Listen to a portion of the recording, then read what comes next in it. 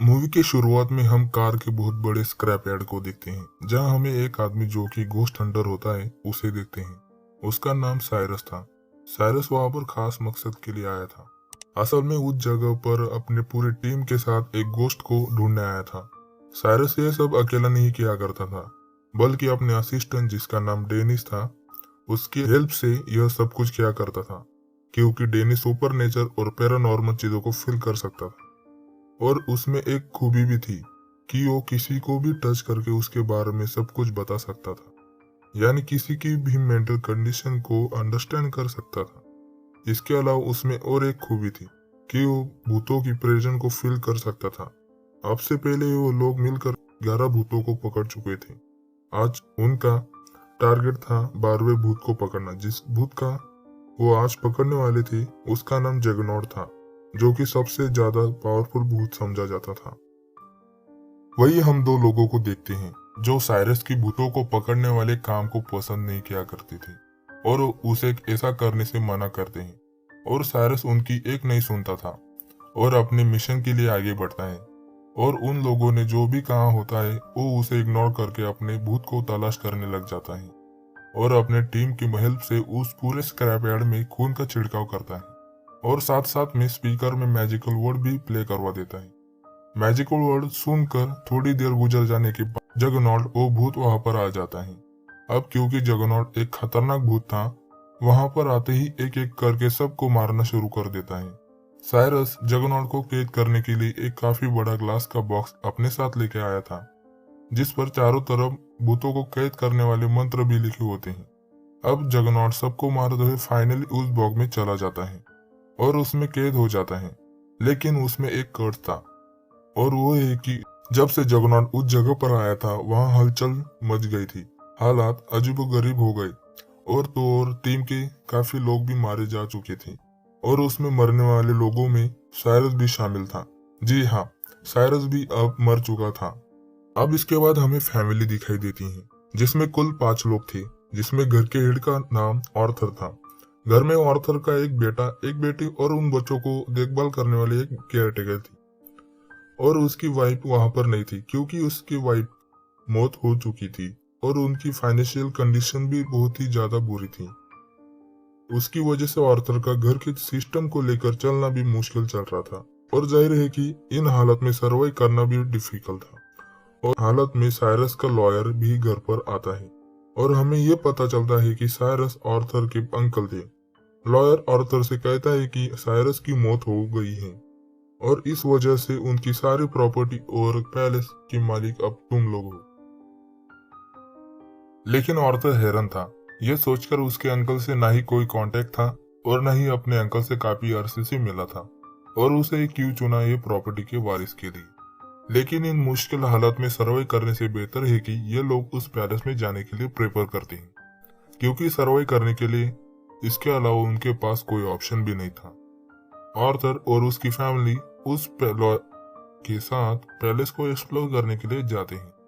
Palace पहुंचकर और ये लोग देखते हैं कि पूरा पैलेस ग्लास का बना हुआ है और वॉल के ये ग्लास पर मंत्र लिखे होते हैं, मतलब मैजिकल वर्ड लिखे होते हैं। इसी वक्त हम देखते हैं कि पैलेस के बाहर हम साइरस के असिस्टेंट डेनिस को भी देखते हैं, और ये डेनिस पैलेस के अंदर घुसने के लिए उनसे झूठ बोलता है कि वो इलेक्ट्रिशियन है। घर के अंदर जाने के बाद वो फैमिली पैलेस को एक्सप्लोर करने लग जाती है, और डेनिस इलेक्ट्रिसिटी देखने के बहाने बेसमेंट में चला जाता है। बेसमेंट में जाने के बाद उसे पता चलता है कि उन लोगों ने मिलकर जो 12 भूतों को पकड़ा था, उन सब को यहाँ कैद कर रखा हुआ है, क्योंकि उसने क्रीपी ग्लास पहना हुआ होता है, और साथ ही साथ वो सुपर नेचर और पैरानॉर्मल को भी फील कर सकता था। उसकी वजह से उसे भूत दिखाई देते थे। अब उसे पता चल जाता है और वो भागकर ऑर्थर के पास चला जाता है और उसे सब कुछ बता देता है, और उसे कहता है कि यहाँ से जल्दी निकल जाओ, और उसे पैलेस के पेपर पर साइन करने से मना कर देता है, और साथ ही अपने बारे में भी बता देता है कि मैं कौन हूँ। लेकिन ऑर्थर उसके बातों पर यकीन नहीं कर रहा था। फिर हम देखते हैं कि लॉयर बेसमेंट में चला जाता है अपनी पेमेंट के लिए। वहां हमें पता चलता है कि लॉयर को मालूम होता है भूतों के बारे में। लॉयर बेसमेंट में वहां एक कैश वाले सूटकेस को उठाता है और वो बैग लेबर मशीन पर रखा हुआ होता है। लेबर मशीन के ऊपर से बैग उठाने की वजह से वो मशीन चालू हो जाती है और पूरा पैलेस लॉक हो जाता है और सारे बॉक्स जिनमें भूत को कैद किया जाता है वो सब बॉक्स ओपन हो जाते हैं। सारे के सारे भूत एक एक करके आजाद हो जाते। लॉयर वहां से जा रहा होता है, तब उसका सामना फीमेल गोस्ट एंग्री प्रिंसेस से हो जाता है और जान बचाने के लिए भागने लगता है, लेकिन वो डोर ग्लास में फंस जाने की वजह से उसके बॉडी के 2 भागों में टुकड़े हो जाते हैं। आर्थर की बेटी इस पैलेस में आकर काफी खुश होती है और आर्थर का बेटा खेलते खेलते बेसमेंट में चला जाता है। वहां पड़े क्रिपी ग्लास को उठा के पहन लेता है। इसकी वजह से उसे गोश्त नजर आते हैं और उन भूतों में उसकी माँ भी दिखाई देती और वो घबरा के वहां से भागने लगता है। वहां से भागते हुए वो दीवार से टकरा जाता है की वजह से वो बेहोश हो जाता है। तभी हम देखते उस बच्चे को कोई घसीट कर ले जा रहा होता है। उस बच्चे के गायब हो जाने के बाद उसकी फैमिली परेशान हो जाती है और ये सब उस बच्चे को ढूंढने लग जाते हैं और बच्चों की केयर टेकर को भूत पर विश्वास नहीं था, तो डेनिस उसे भी ग्लास पहना देता है जिसकी वजह से भूत दिखाई देते हैं। अगले सीन में हम देखते हैं उस बच्चे की सिस्टर उसे ढूंढने के लिए बेसमेंट में चली जाती है और उसका सामना सबसे खतरनाक और पावरफुल भूत से हो जाता है। डेनिस को पता होता है कि जगनॉट के बाद ये भूत सबसे ज्यादा खतरनाक और पावरफुल था। वो भूत आर्थर की बेटी को मारने वाला ही था। तभी वहां पर वो लेडी आ जाती है जो हमने मूवी के शुरुआत में देखा होता है। वो लेडी साइरस को डिसलाइक करती थी और लेडी उस भूत को भगा देती है और आर्थर की बेटी को बचा लेती है। वो लेडी कहती है वो भूतों को भगाने की एक्सपर्ट है, मैं उन भूतों को यहाँ से भगाने आई हूँ। वो लेडी आर्थर को काफी पुरानी बुक भी दी और वो बुक इतनी पुरानी होती है, उस बुक को 15th सेंचुरी में लिखी हुई होती है। वो लेडी कहती है कि इस बुक में एक मशीन का जिक्र किया गया है जिसकी मदद से हिल का दरवाजा खुला जा सकता है और किसी भी व्यक्ति के बारे में पास्ट और प्रेजेंट को जा सकता है। असल में जिसने भी ये किताब लिखी हुई है उसे भी शैतान ने पोजेस किया हुआ होता है और उसने इसी हालात में किताब लिख दी। बुक के अकॉर्डिंग इस मशीन को चलाने के लिए टोटल 13 भूतों की पावर की जरूरत होती है और ये बुक साइरस को मिली है और यहाँ पर ये राज खुल और साइरस उन भूतों को इसीलिए पकड़ रहा होता है क्योंकि उनके पावर से मदद से हिल का दरवाजा खोल पाए और उसको 13 भूतों की पावर की जरूरत थी।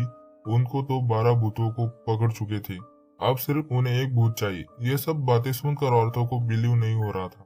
इन सब बातों के दौरान आर्थर को रियलाइज होता है उनकी बेटी भी गायब हो चुकी है और ये सारे भूत इन पर अटैक कर रहे होते हैं।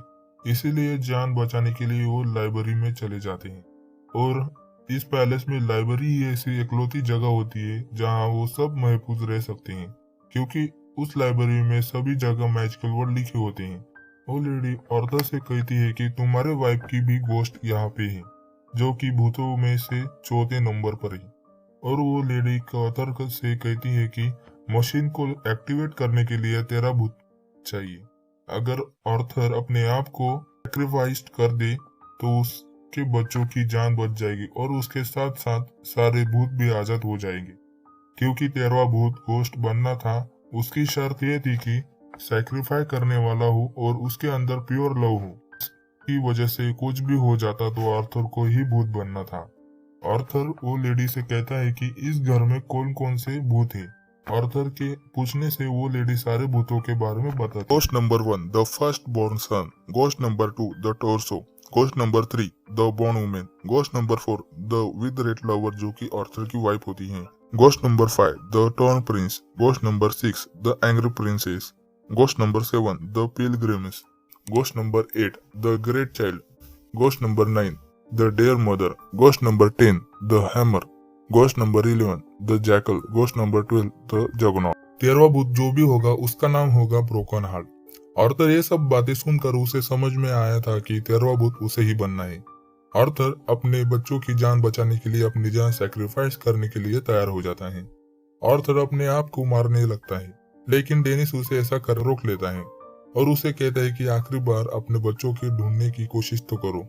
डेनिस की बात मानकर वो एक बार फिर से कोशिश करता है और डेनिस और आर्थर एक मैजिकल वर्ड लिखी हुई एक कांच की वॉल को लेकर अपने बच्चों को ढूंढने के लिए लगता है।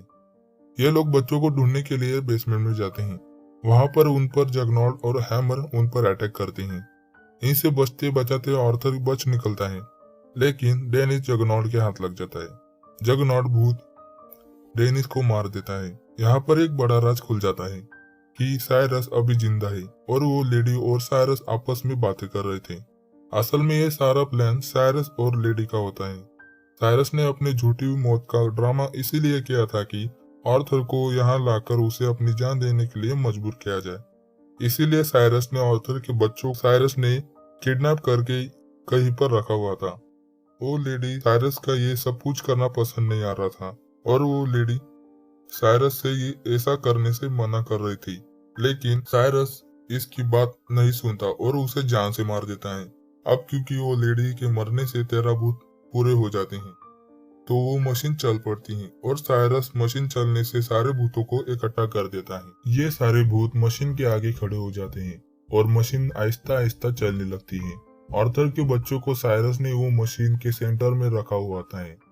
आर्थर वहां पर आकर अपने बच्चों की जान बचाने के लिए अपनी जान की कुर्बानी देने लगता है, लेकिन ठीक वक्त पर आर्थर की नजर साइरस पर जाती है और उसे साइरस पर बहुत गुस्सा आ जाता है और वो अब उस पर अटैक कर देता है। और उसी वक्त बच्चों की केयर टेकर मशीन के कंट्रोल रूम में जाकर कंट्रोल एरिया से छेड़छाड़ कर देती है, जिसकी वजह से मशीन टूटने लगती है।